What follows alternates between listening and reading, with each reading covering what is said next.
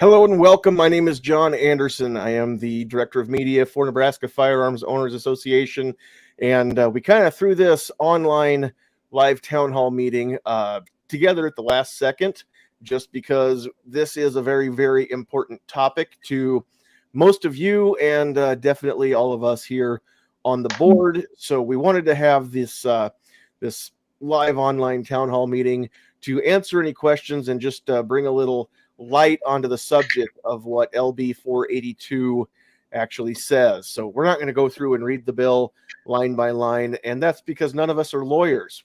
We do have an attorney on the board. He's just not able to join us tonight to weigh in, but we're going to go through some stuff real quick. I just want to introduce the other board members that are here with us tonight. Let me make everybody the same size on the screen. So moving clockwise from the top left corner where I am speaking, we've got NFOA Secretary Nate Griffith with us. Nate, how are you?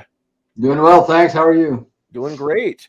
Directly below him on your screen, we've got our Director of Community Outreach, Aaron. How are you? Good. How are you?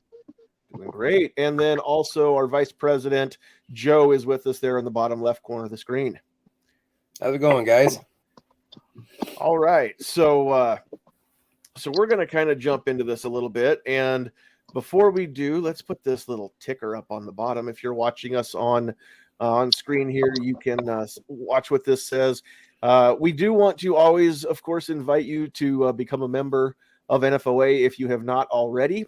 And it's free. We never charge dues. There's nothing to renew. Once you sign up, you're a member. And unless you move out of state, that membership stays secure. So if you want to do that, you can go to nebraskafirearms.org and click on the button that says become a member. We are entirely donation funded and volunteer run. So that $0 that you pay to be a member, that's what we on the board get paid out of, that zero. So we're here doing this because we believe in this and because we want to be here. Nobody's getting paid to talk tonight. All right. Also, if you are out there watching us live, we welcome the chance to interact. That's why we do these live, so that you can comment if you're watching on YouTube or on Facebook. You can get those comments and we can see them. If you're catching this live on our Twitter page, we cannot see those comments. So I do apologize for that. The technology does not allow for us to do that. But we can get your comments up on the screen and answer questions as they come in, as long as, again, they pertain to the conversation and the topic that we are covering at the time. So please get that done. Okay, and I see that Joe, you've kind of got some of that covered over there on the comment side. So all right, we've got a few of you watching. Get those comments, questions in. LB482. First and foremost, this is a bill that is called the Adopt the Suicide Risk Protection Order Act. And the problem is it doesn't have anything to do anywhere in the text with actual suicide risk protection. Looking through the text, it is almost just copied and pasted from the standard red flag laws that many states have already enacted across the country. So real quick, in a nutshell, I just want to take you through the basic process of how this works. A standard red flag law says that there's somebody out there who is potentially dangerous. Now, they may pose a danger to themselves. They may pose a danger to others. But that person is out there potentially dangerous, and at face value, nobody wants that person to have the opportunity to harm themselves or to harm anybody else. So we're all on the same page there. Now, here's where it gets a little goofy, in my opinion. So if this law were in place here in Nebraska, let's say that you yourself were that person who somebody else thinks that you may pose a threat to yourself or to somebody else. And so, and there's a list of people who are allowed to petition the court for this, but any of those people can do so, and we'll talk about some of them here in a little bit. But they can go to the court and petition for this suicide risk protection order to be filed. Now, this is a hearing in a court before a judge, but you're not part of it. You're not invited. It's called ex parte. That means that it is it's apart from you. You're not there. You don't even know this is happening. So they give some evidence, and the evidence, the list of things that can be entered as evidence is very long. And if you read this bill, it's pretty eye-opening. But the judge looks at that, and then the lowest allowable scrutiny in a courtroom is what's applied. They call that preponderance of evidence, which is a big fancy word that says it's more likely than not. So in other words, 51% likely that this may happen. You may pose a danger to yourself or somebody else. Now, the judge says, okay, it looks compelling to me. The evidence looks like this may be a dangerous individual. And so he or she issues this suicide risk protection order, as it's worded in the bill. And then local law enforcement is sent to your home to serve this protection order on you. And it's no different than when they serve a standard restraining order or anything like that. They go out there and serve you the paperwork, explain what's going on.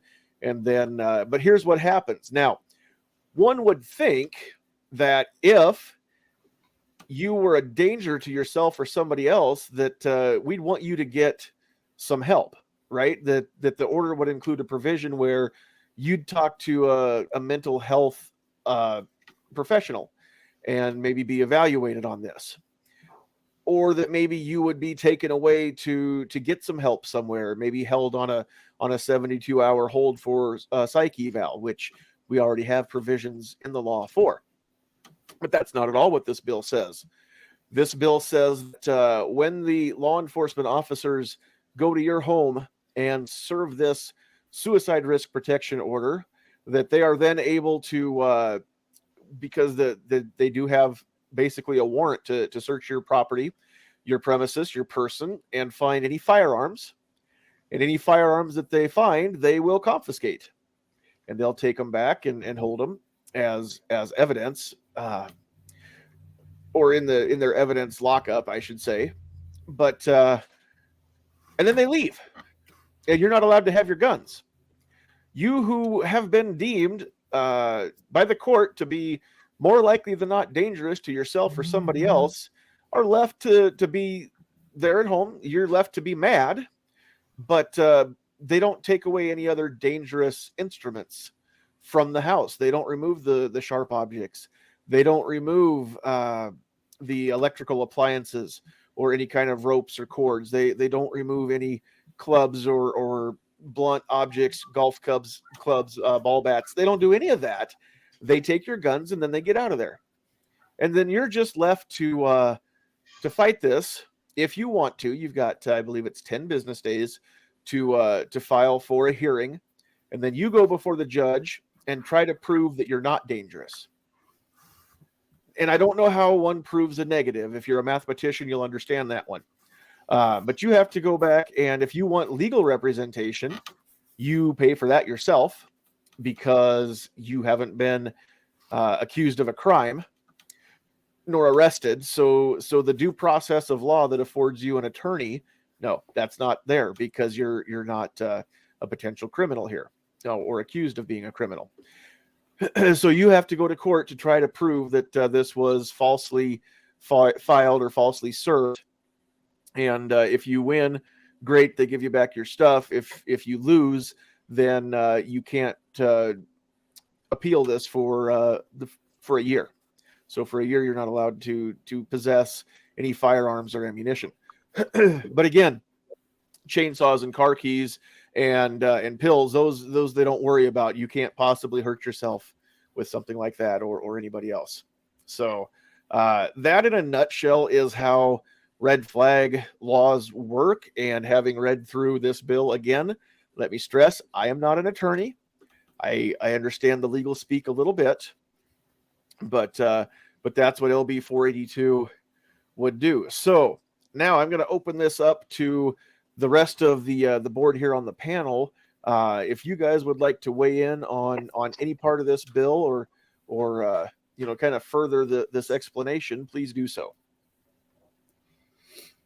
Now, I when I heard about the bill that Congress passed, that Congress is helping out these states to help file these red flag laws. Yeah. That's one of the reasons, and that's over speculation on this point. However, I did message and got contact with a lot of these self-defense attorneys, like the ones that you pay for and you get help out with if case of a self-defense case. They are looking into that to see if they can help. So I'm gonna leave it at that. One of the things I noticed in here was that if somebody files a false one against you, they are not going to be held criminally or civilly. You're not going to be able to file a civil suit against them, from what I'm understanding, and they can be charged with a class 3 misdemeanor, which is one of the lowest misdemeanors, from my understanding, that you can be charged with. So it's basically a slap on the wrist. So on top of that, you can't turn around and file a lawsuit against them in civil court, for damages, because you could end up having your kids taken away temporarily if this is the case. You could have, if people are want to stand up for their rights and be basically like, I have no idea what you're talking about, and there ends up any type of altercation, you've got a problem. And so this could definitely just snowball into something a lot bigger very, very quickly. And you could lose your job, you could lose your children, you end up having to get an attorney. And yet, if it was done maliciously, you can't file against that person in civil court to try to recoup any of those losses. That's a big issue I have with this bill as well. On top of the fact that it's not really anything to do, in my opinion, I mean, we all know that if somebody wants to commit suicide, there's so many different ways they can do it. It's just not a firearm. And I agree with you, John, on that. They take the firearms but leave you there. If you are mentally having an issue, that should be addressed and not necessarily a knee-jerk reaction, in my opinion. Right. Now, I want to go through this a little bit, and just again to clarify, I'm not going to screen share this part, but I have the bill in front of me here on my screen. And Section 2 of the bill, it says that that's the clarification part here. So it has to be a family or household member or a law enforcement officer, I believe, that can petition the court. So it's not limited to just anybody. It can't be just your neighbor down the road that hates you. Kind of. We'll get to that loophole here in a second. But in the bill, I'm reading this, quoting it right off the screen here. Family or household member includes spouses or former spouses, children, persons who are presently residing together or who have resided together in the past. So any former roommate that you've ever had. Persons who have a child in common, whether or not they've been married or have lived together at any time. So if you have a baby daddy or a baby mama out there that you're not in a relationship with, they still qualify. Other persons related by consanguinity or affinity. We're going to need a lawyer for that one. And persons who are presently involved in a dating relationship with each other, or who have been involved in a dating relationship with each other. For purposes of this subdivision, dating relationship means frequent, intimate associations, primarily characterized by the expectation of affectional or sexual involvement, but does not include a casual relationship or an ordinary association between persons in a business or social context. So basically, anybody that you've ever dated, if you've gone on at least one date with them, and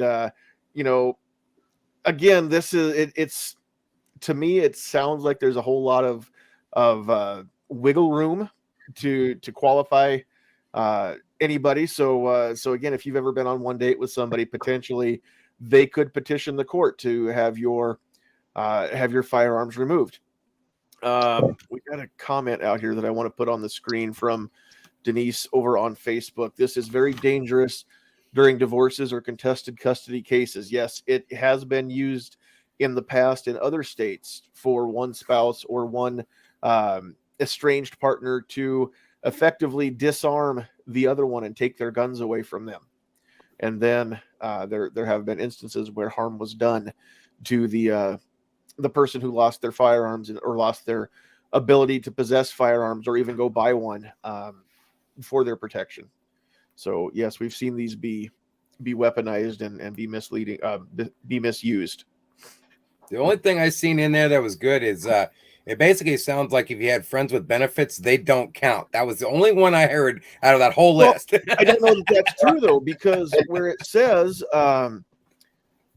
dating relationship means frequent intimate associations primarily characterized by the expectation of affectional or sexual involvement. If we all dated, I mean, that's very vague. It is. It's so vague. It's dangerously vague, and that's the point. So no friends with benefits is what you're saying. Well, but if it, no, I don't. I think that counts. I think that counts as dating. I think it does. I think it does. If it was just a one-time thing and you never talk to that person again, I don't know because I'm not a lawyer. I can't stress that enough. But that depends on the judge, right? It is. They may allow that person to petition the court and say, "We'll allow it because there was that act of intimacy that one time." Yeah, So, yeah. Well, it just sounds like that. It sounds like that your spouse or wife could hold a grudge on you and absolutely. do it. Yeah, and anybody who's ever been through a less than amicable divorce understands how easily the emotions get stirred up, and whether it's right or wrong or indifferent, it is a fact of the matter that people seek retaliation against the other one sometimes, right? We see this all the time. You know, you see people use children as a bargaining chip. Well, now your ability to possess firearms has now become a bargaining chip. Well, hasn't yet, but if this bill is passed into law, it will starting Now, January 1st next year.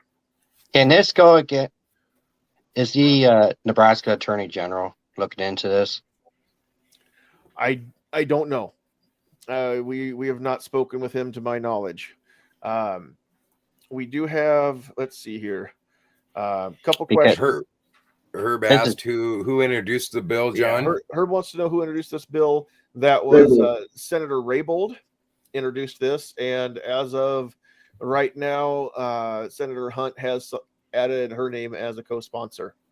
Also, Penny wants to know when will it be coming up for legislative hearing. That's why we're talking about this tonight, Monday night.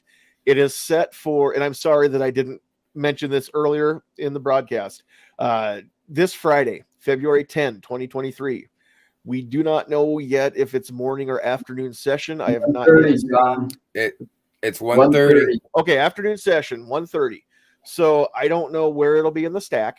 If you were in the Capitol a couple weeks ago for LB482, you know that they heard a couple smaller bills that didn't take much time before they got to LB482, which they knew would take the rest of the day. My guess is if there are other bills scheduled for the afternoon session for the committee, they'll do the same thing. They know that this is going to be the big one that's going to take most of the time. I would look for Senator Wayne to put the 3-minute limit for each testimony back into effect, just so that more people can be heard through the day. It won't be probably any longer than that. So if you are available to go to the Capitol on this coming Friday afternoon, February 10, the afternoon session begins at 1:30. So you'll want to get there between 12 and 1 to start lining up in the hallway. And again, same thing as last time with the other bill. If you want to speak, then you go in and you fill out the blue slip of paper and you wait for your turn to testify. If you want to be there and not speak, but be counted, there is a gold slip of paper where you put your name and address, and then you mark that you are, in this case, if you are against the bill, you mark that you are opposed to the bill.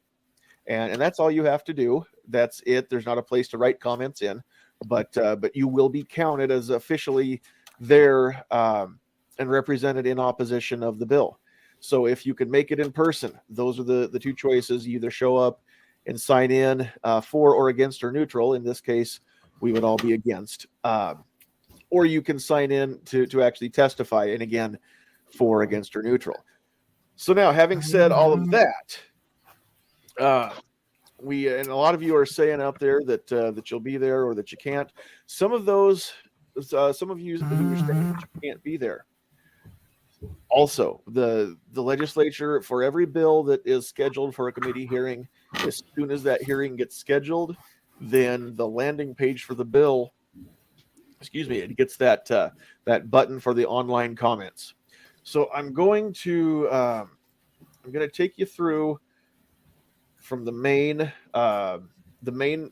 legislature website here. I'm going to share my screen. Let me get this pulled up onto the screen for everybody. All right, so here is when you type in nebraskalegislature.gov, and Joe knows that that's the right website now.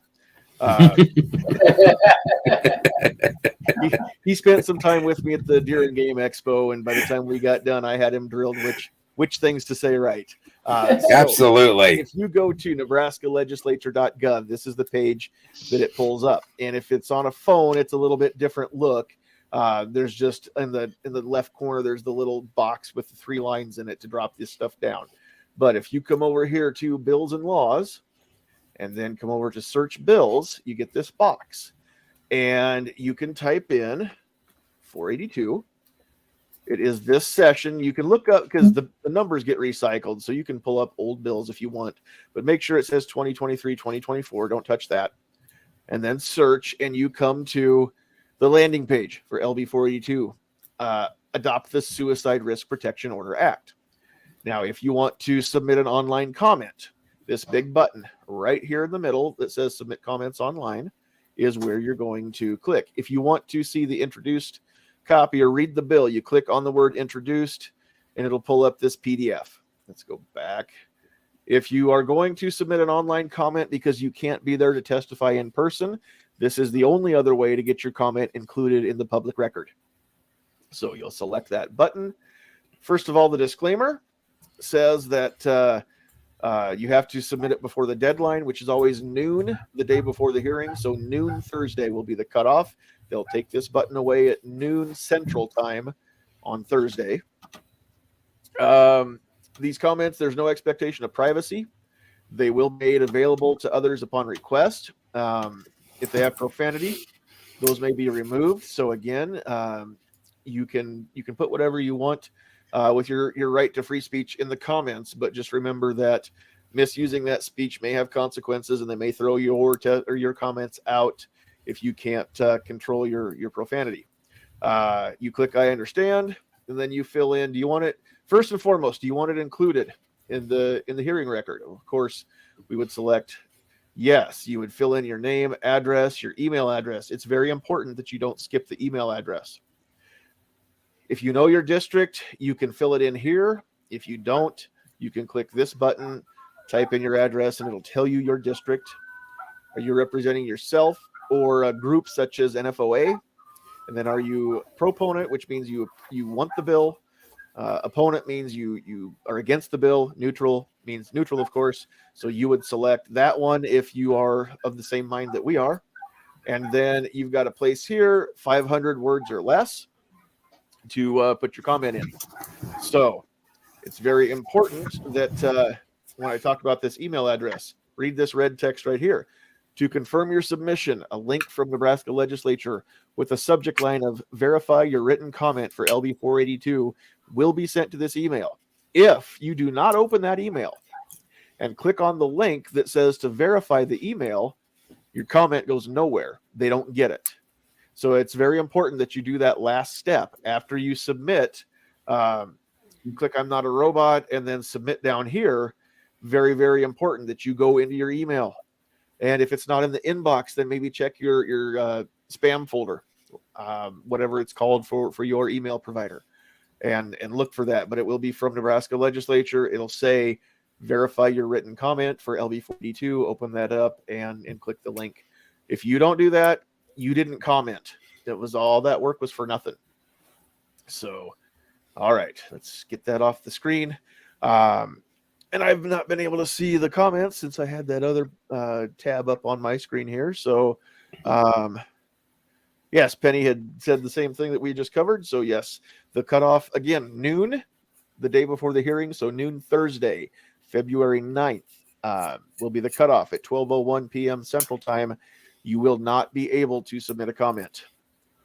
And the last time we had Wayne mentioned how many proponents and how many opponents and how many neutral were submitted online. So definitely, if you're not able to make it in person, do that online, because that is, he did read that off of how many there were. Yep, they do that every hearing. So right before whoever the senator, in this case Senator Raybould, introduces the bill before any testimony is heard, and then she gets a chance for any closing statements after the final testimony. So after the final neutral person or whatever, we had that the first time I've ever seen it where proponents got to come back in on the last time we were down there, but that probably won't happen. Either way, after the final testimony, then the senator is able to give closing statements, rebut anything that was said throughout the testimonies, address any of that. So between the testimonies and those closing statements, they do read how many online submissions they received, for, against, and neutral, and those numbers are always worth taking note of. So if you want to make those numbers for against this bill really shine, then you owe it to yourself and to the rest of us to get that online comment done. Denise has a great question. Go ahead, Joe. I was going to say, if I don't have it right in front of me, I know there's a YouTube site as well that if they want to actually see the hearing, yes, or hear the comments, do you happen to have that information in front of you? I don't at the moment. I was going to throw that out. I can find it here. I didn't think to put that on my screen. So, well, you can't think of everything, right? Apparently. Anybody that's trusting me to think of everything, you're just asking for trouble there. That makes this fun. Those of you that know me understand. All right, so let's copy there. I'm going to put this in the comments. Paste this. I plan on personally making sure and doing the online comment, because I will not be able to make it this Friday. Mm-hmm.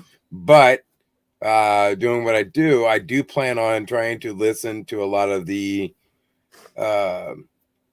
opponents and their statements that they put out there, and some of the neutral, hopefully, yes, as well. So that is definitely a positive.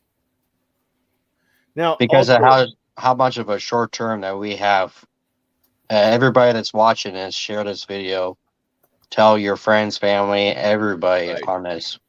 Right.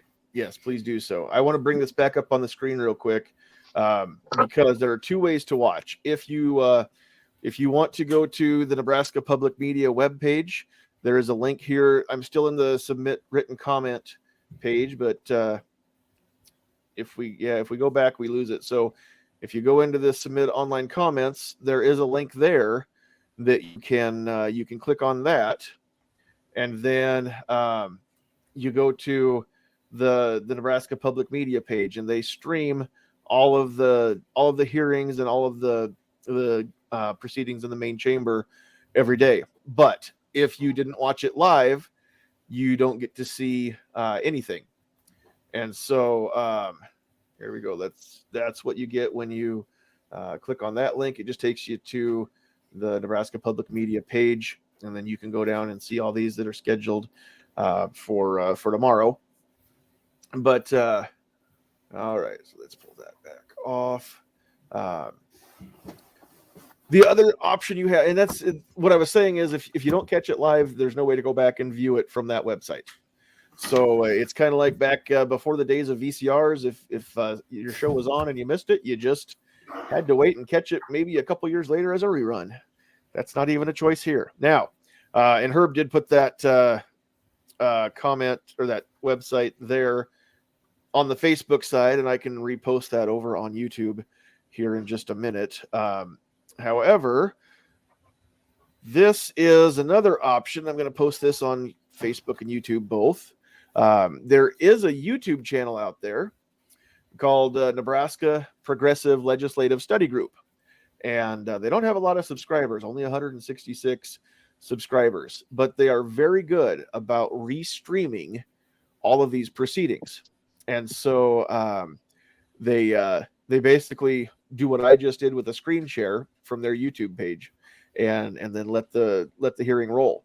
Now, if you watch some of the stuff on the page, occasionally, due to internet sometimes being goofy, you might have a patch where the audio gets a little robotic or a little rocky. Just it's over in a second or two, and for the most part, you can see and hear everything that you need to go back. But the cool thing is, if you look at that that YouTube channel, then you can go back anytime and view those, because once they're up there, they stay up there. They're not like the Nebraska Public Media page. So that's pretty cool too.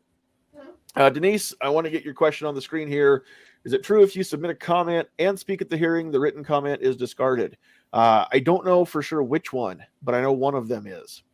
So but here's what we recommend doing. If you don't think you're going to make it, and so you put in your online comment, and then it turns out that you do make it to the Capitol for the hearing, please do the gold form and just don't retestify.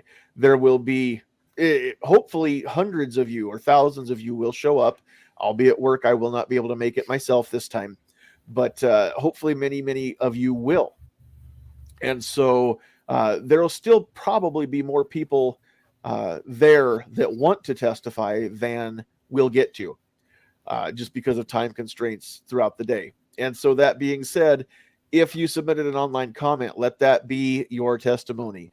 Sign the gold sheet, say that you're there in opposition, and let that be, let somebody else go ahead and get their testimony in who didn't submit an online comment. That would be the recommendation. John, let me jump in real quick. Yes. I've got the judiciary hearing schedule for that day. There are actually 4 bills being heard that afternoon. Okay. In addition to LB482, which is listed first, there's LB11, which is changing provisions relating to domestic abuse protection orders. LB759, provide for notification of the pending expiration of a protection order. And LB758, create the Sexual Violence Review Act. I think Senator Wayne is asking for trouble on that day, but it will be a full afternoon. So be sure you're there early, but be aware, and there will be some announcements as to the order of the hearing, I'm sure. Yes, and more than likely, yeah, that's going to make for quite a full afternoon schedule. So that being the case, Chairman Wayne may opt to do what he had opted for LB77. There may only be an hour's worth of testimony on each bill for each position. So that would still, if it filled up the hour on each bill, you're looking at 12 hours right there. So I'm sure that won't be the case. They won't have a full hour for 3 positions, but I would just expect that if you want to speak, you want to be at the front of the room, at the front of the line, so you can sit in the front of the room and then get there early. And after an hour, they may just cut it off, and you may not have had a chance to speak. So when in doubt, do the online comment and then show up in person and sign the gold form instead. But I do realize that they, on LB77, they did announce to see if it was going to take a little longer, that they just have people sign the gold sheet. Yes. Mhm. Yes, and that was another thing that Senator Wayne had requested, and it's just makes good sense. As you are as you're listening to some of these testimonies, if what you have to say is exactly what somebody else has said, then there's probably no need to repeat the same thing over and over and over again, and leave people who had something else to say out in the cold. They don't get a chance to talk. So if you realize that a few people ahead of you, they all said exactly what you were going to say, then you may consider stepping out of the queue and letting somebody else have that time, so that they get a chance to testify something unique. We want, if especially if it's only limited to an hour, which we don't have any idea at this point. We won't know until the day of. But if that is the case, we would like an hour's worth of unique individual testimonies in opposition to the bill, and let these senators hear from several different people, just a multitude of different reasons why red flag law would be detrimental to us as Nebraskans. Mhm. Did you see Bill's comment? I went back and I was kind of looking at it, and I thought that was quite interesting. It says oral or written statement Yes, of actually, perceived or actual. So you're saying that somebody can say that you said something and perceive it to be something. That's kind of scary right there, isn't it? Don't you think? So let me do this. Let me go back a page. I'm going to share the landing page for LB482 out in the comments. Those of you that want to follow along and pull this up on your computer or device, please do if you'd like to. But if you click on the word introduced, then you'll get to see this PDF. I'm going to skip ahead a little bit. Nate and I were talking about this a little before we went live tonight. Let me go back to presenter view. While you're doing that, John, I just want to comment that bill is 26 pages long. It's modification to an existing ordinance, but 23 pages of that are additions to what was there before. Yes. And now let me just show people. I'm going to scroll this up to the top real quick. So here's the bill, introduced by Senator Raybould, and then again Senator Hunt has signed on, but her name's not on the introduced copy. This is what it does as far as revising certain statutes. Now, when you look at a bill, especially one that revises statutes, a lot of this is underlined. Anything that's underlined is new language. This was never part of the statute before. So all this stuff is added into said statute. If you come down here, you got to go a lot of pages. Eventually you do find some stuff where it is not. You got to go way down. Page 24, John. Hey, let's just go to page 24. 19. Correct me if I'm wrong, but this bill is basically the old one from back in 2019. It's a lot of it. I can't remember the exact wording from those days. I think it's that one and worse, to be honest. Okay, so down here on page, even on 23 here. Okay, all this language that is not underlined, this is already statute. So when you're looking through these, all this stuff, whatever this says, that's already the law. This bill doesn't change any of this stuff.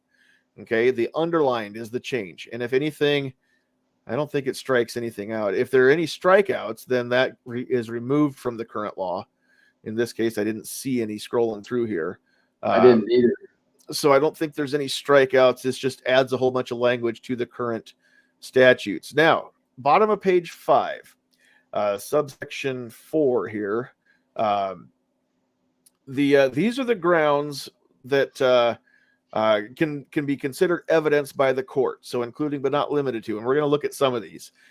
Recent act or threat of violence. Okay, that maybe I can see that, not for this particular outcome, but of course, if somebody's violent, it's going to be easy to prove that they may be dangerous. Now, evidence of the respondent being seriously mentally ill. Is it physical or it can be physical, but could be verbal? Well, speech is violent. Not considered violence under the law. Yeah. Violence is actual physical altercations. That's why I said that somebody could whistleblow on you, and then you're going to end up with a lot of legal Well, fees. they're still going to have to present evidence, and this is what the evidence that they can present would be. Yeah. So a pattern of acts or threats. Now, Article C here, evidence of being seriously mentally ill or having recurring mental health issues, and that's as far as it goes. So, what if you're being treated for depression or anxiety? Is that grounds to have your guns taken away? Because it shouldn't be. Even if you've been diagnosed with bipolar disorder or a lot of different disorders, but yet you control it with medication and a few other things, and you are, it doesn't hinder you in your day-to-day life, that shouldn't be grounds for saying that you're a dangerous person. Violation of a protection order or having one on from a different state. And now we get down to letter H, and it starts to get really scary. The respondent, and the respondent is the person who was left out of the hearing that they come serve this order on. So the respondent's ownership of, access to, or intent to possess firearms can be included. If you own guns, that right there can be a qualifying factor. Brandishing or reckless use, of course, that would be standard language there.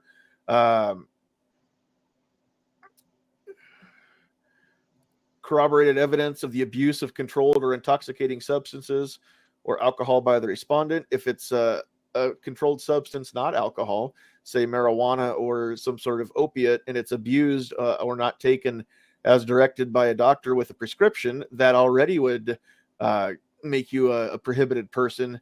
We don't need this extra law to prohibit you or take the stuff away. Now, letter N, evidence of recent acquisition of firearms by the respondent. So if your ex has receipts that say that you recently purchased firearms, again, that can be submitted as evidence that you may be a danger, which I cannot draw the connections in my mind how that could be. Now, here is the one that was mentioned out in the comments, and this is very, very frightening to me personally, and I'll tell you why when I get done saying this. Evidence of the respondent's oral or written statement of hatred for or animus toward any person or group, including because of the actual or perceived race, color, religion, ancestry, national origin, gender expression, gender identity, sexual orientation, age, disability, citizenship status, military status, or political affiliation of any person or group, or because of a person or group's association with a person or group of any such classification or status. Now, I don't talk about it much on the NFOA side. I do have my own personal YouTube and Facebook stuff. I have a weekly podcast where I talk about a variety of topics and I have my opinions. And while I have never given an opinion that is intended to make me seem like I think I'm better than anybody else, as far as any of those things listed. So I want to make that clear that my podcast doesn't talk about racist things, at least not intentionally, and that's not my intent. But I don't know how my words could be twisted, especially taken out of context. And so if you have any social media presence, even your own personal Facebook page, and you've shared memes that were a little questionable or potentially threatening violence, that could be counted. And so that one really, really is frightening too. That's what I was talking about on my last comment. Right. Some people could just say that all four of us right now could be a threatening person because of what we do. Because we're doing this right here. Because we have claimed to be firearm owners. Yes. So here's the evidence that is needed. Just the fact that we are members of an organization for firearm owners. So yeah, there's some comments out there. Penny, is this being recorded? Yes, it'll be available on YouTube, Facebook, or Twitter, wherever you're watching it right now. You'll be able to go back and watch this anytime, as long as we don't get our pages taken down. Anyway. Wouldn't be the first time. Oh my gosh. Well, it would be for NFOA. Oh, well. Kurt says, give them rounds to violate your second, according to that. One of the other things I kind of look at too is 20, would we come up with 26, 27 pages. And this is supposed to be a suicide prevention bill. And they sure seem to be trying to fit a lot of other garbage. I mean, how do you get actual or perceived race, color, religion, ancestry, national?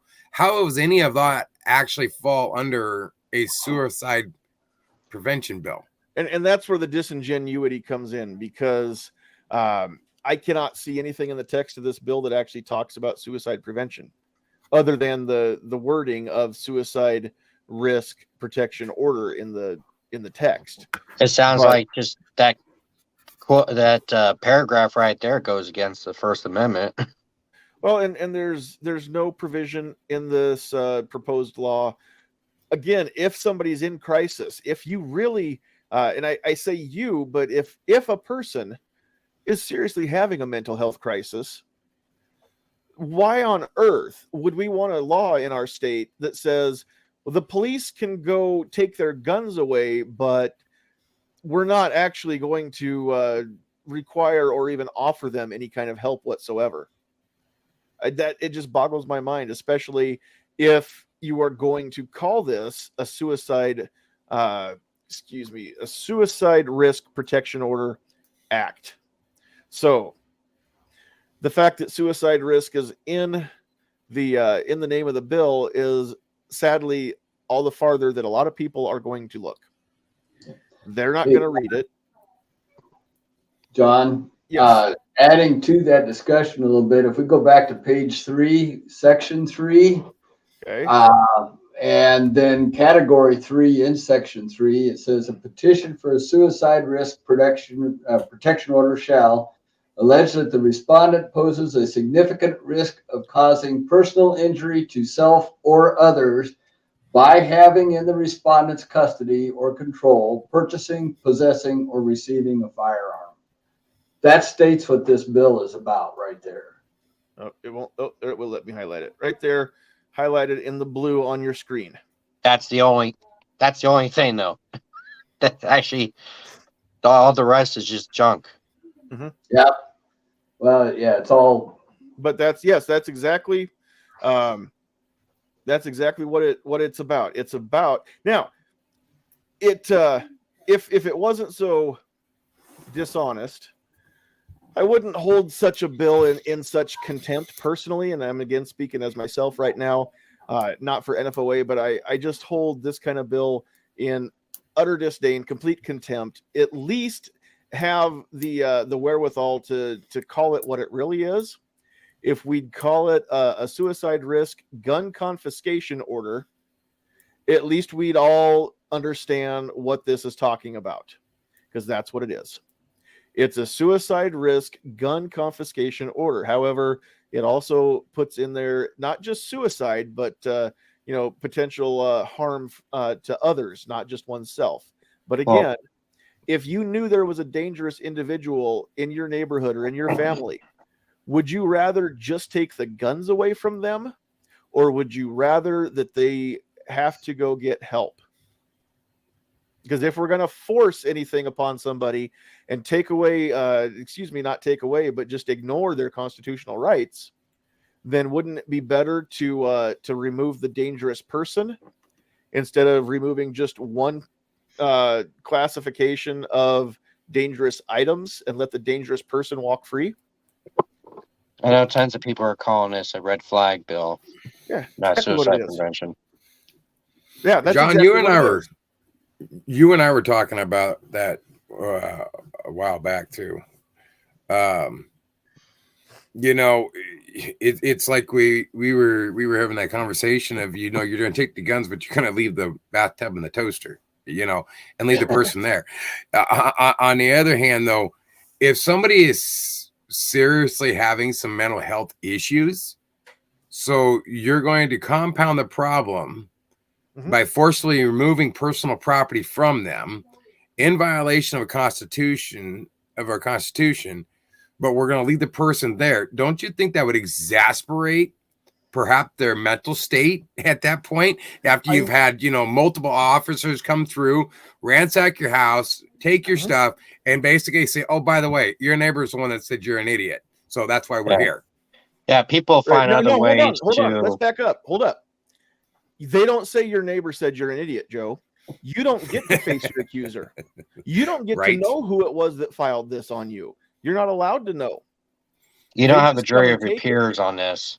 If you want to find out, then you have to file for that hearing and go back to court and pay your own court costs and pay your own lawyer bill to try and convince the judge that you aren't actually a threat. And then and only then do you get to know who it was that filed that petition. And if it was the police who filed the petition, now here's the loophole that I said. You might not be an immediate family member as listed earlier.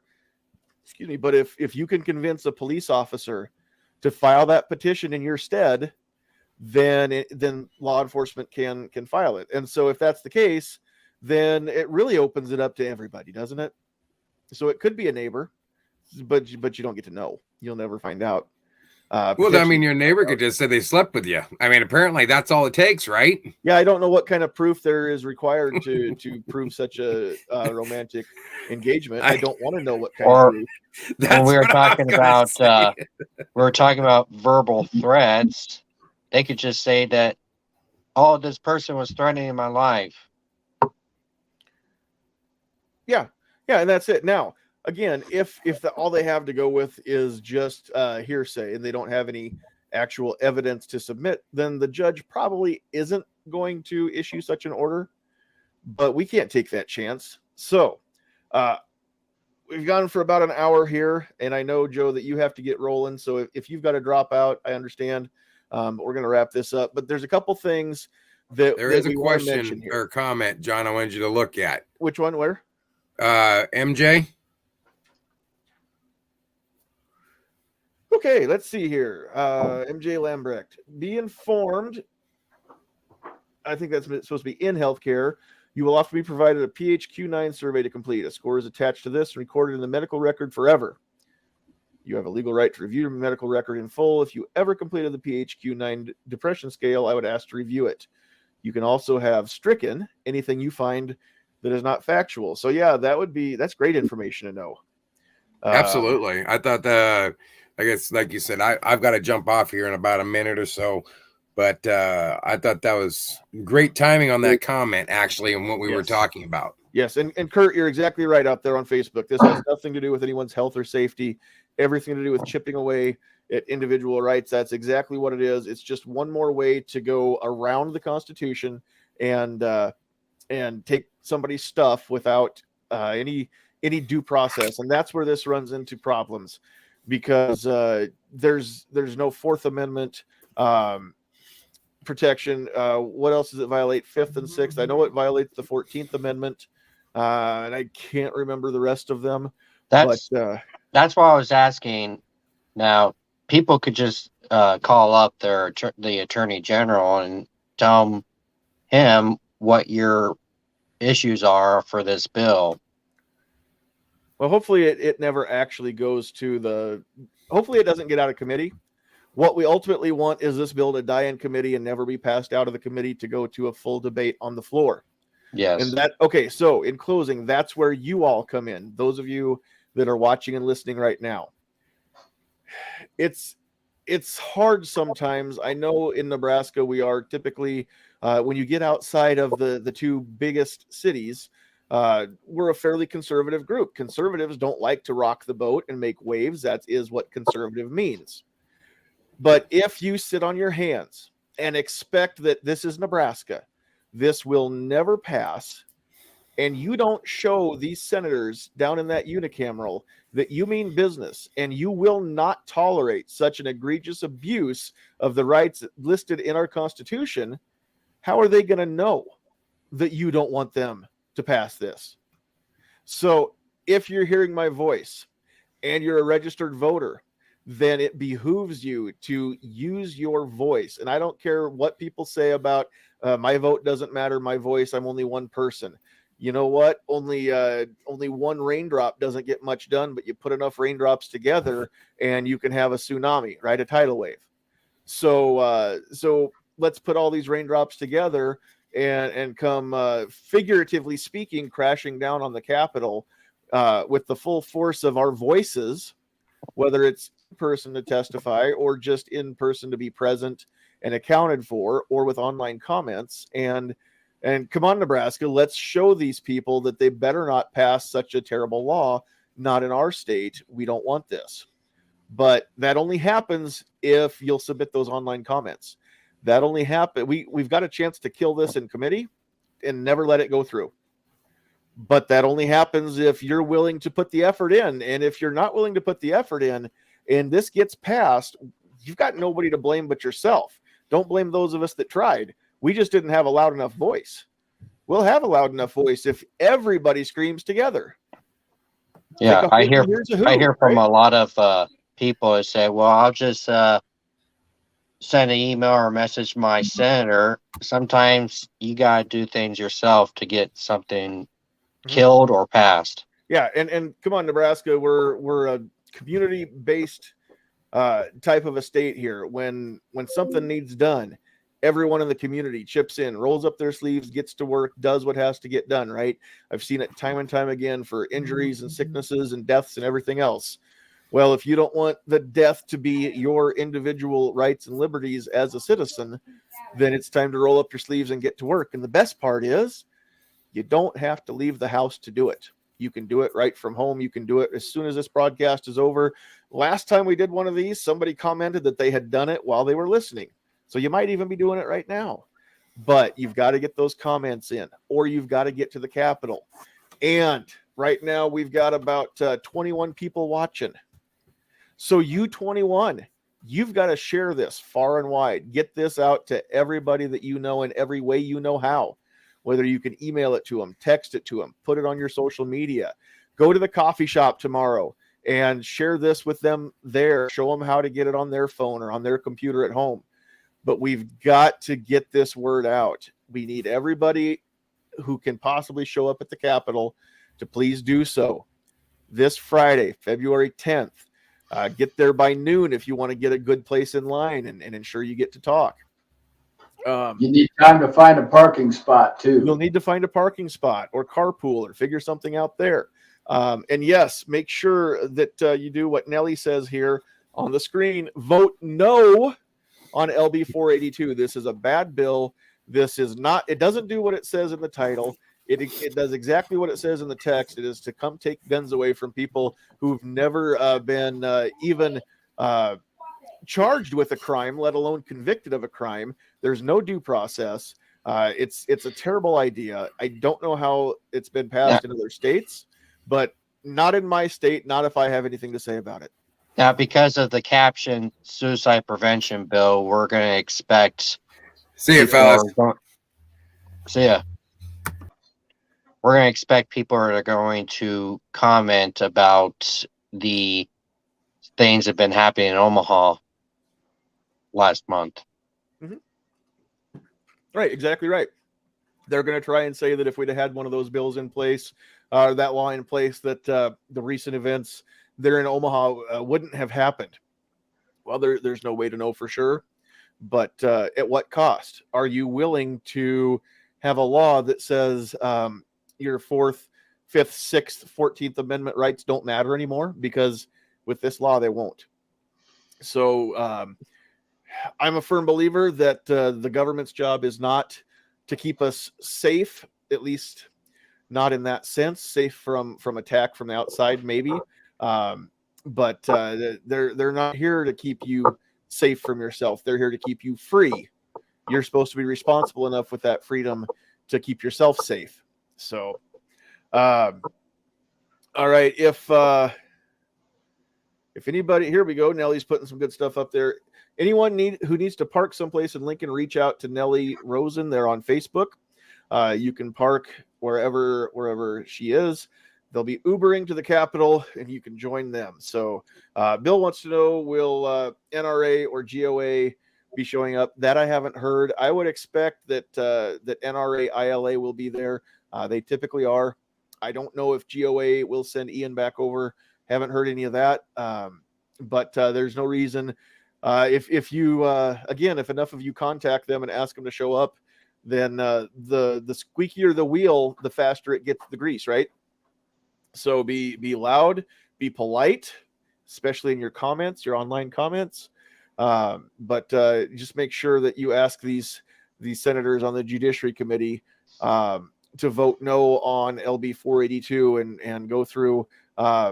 You can bring up any of the points that we've made tonight. There are just multiple reasons why these red flag laws are an abomination and just a complete violation of our constitutional rights. Also, a note to be responsible for yourselves. I mean, there's going to be people that are going to be possibly hopefully not carrying guns around there, and we're going to get the media. So be professional about everything. Yep. Just remember that when you show up, you are representing more than just yourself. Whether you are against this bill or even the people that are for this bill, they represent the group as a whole. So if you are in opposition of LB 482 and you show up, please represent me in a great way so that the news doesn't have anything to paint us negatively with. We all saw the reports that came out after the hearing from January 26th, and they didn't really have a whole lot to say about any of the testimony on the proponent side. They sure dwelled on the police chiefs and a few of the others and a lot of the negative testimonies, and that's where they seem to fall. So be that as it may, again, this only dies if we shed enough light on it to show it for what it is, right? It's masquerading as something that it's not. So let's call attention to what it really is. Let the rest of the state know, and hopefully we'll have people who either show up or at least do online comments. We want them from Hardy to Harrison. You know, we want them from Bennington to Burton, Nebraska. Let's get everybody out there and make your voices heard. And please share this any way you know how. If you don't know how to share these links, reach out to us, and we'd be more than happy to help you do that. But it's super easy to do. All right. Any other last minute questions before we sign this off? It's been just over an hour now, and it's time to get rolling.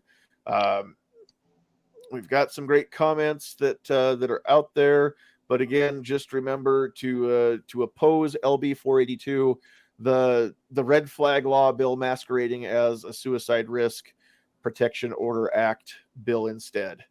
All right. And yes, just remember that if you do show up, concealed carry inside the building is prohibited due to the fact there's a courtroom in the building. Be respectful of the Capitol workers. They're neutral. The workers are just there to do their jobs and collect a paycheck. And after some of these senators are long gone, those workers will still be in the building. So be respectful to them. The state troopers, Capitol security, the law enforcement that are there in the hallways, be respectful of them. And just remember that you will catch many more flies with honey than vinegar, right? As the old saying goes. All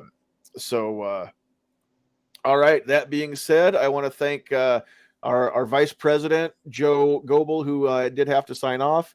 And of course, our Director of Community Outreach, Aaron Wallen, Secretary Nate Griffith, and myself, Director of Media. Thank you guys for joining us tonight on the panel here. All of you out there watching, thank you for joining us live, and those of you that commented. But also, if you're watching this after the fact, if it is not yet noon Central Time on February 9th, Thursday, it's not too late. You can get that online comment in up till noon on Thursday the 9th, noon Central Time. So that would be 11 o'clock Mountain, if I'm not mistaken.